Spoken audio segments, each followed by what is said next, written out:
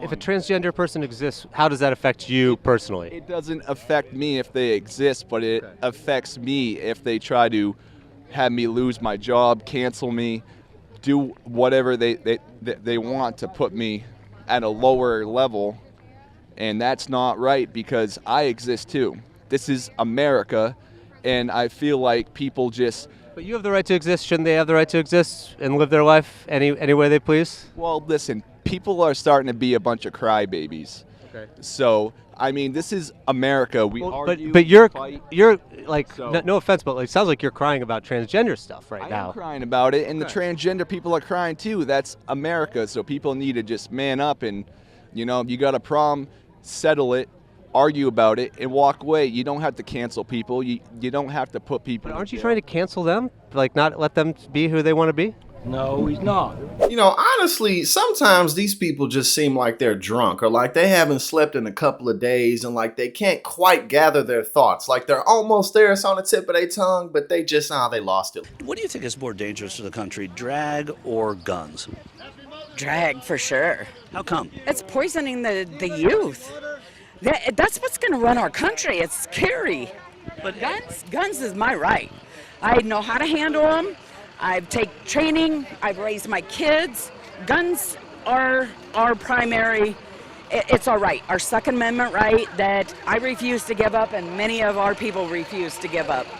not even just talking about. I'm just talking about the danger. You talked about how it's poisoning our Guns away kids. from law-abiding citizens, and the thugs and the criminals are still going to have their guns. I want to be able to protect myself from a thug or a criminal. I want to protect, if I'm in a school visiting my grandkids and there's a shooting, I want to be able to pull out and stop.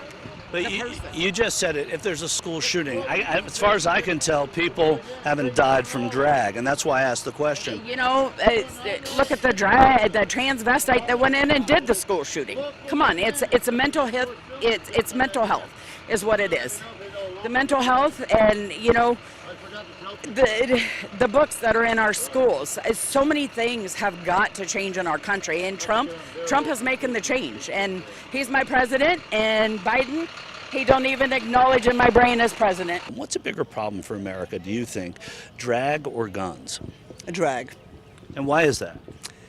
I would not want my kids to be anywhere around drag. But what about guns and people, buying them and assault weapons and all the death it causes versus drag, which, let's face it, not a lot of people die from drag. Well, then I think that's how people get mentally ill with all the drag stuff that's going on.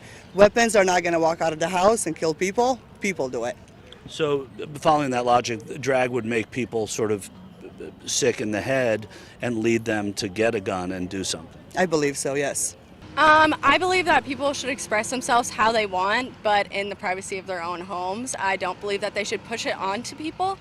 And for the question about guns, I believe that we should kind of stick to the Second Amendment. I feel like putting the wrong thing on kids, especially how they're doing it nowadays, how they put it out as, it's an option, and then, they really say like this is how you're supposed to be, rather than whether it's like, well, you can fall into this category and be this kind of person. It's kind of crazy now how they're pushing it on them rather than just putting it out there as like, you can act this way if you want to. Cancel culture is not real. It's just a bunch of people griping. I mean, look, if there's any more proof that you need that cancel culture doesn't actually exist, it's the fact that Donald Trump is still in a good position to become president, okay?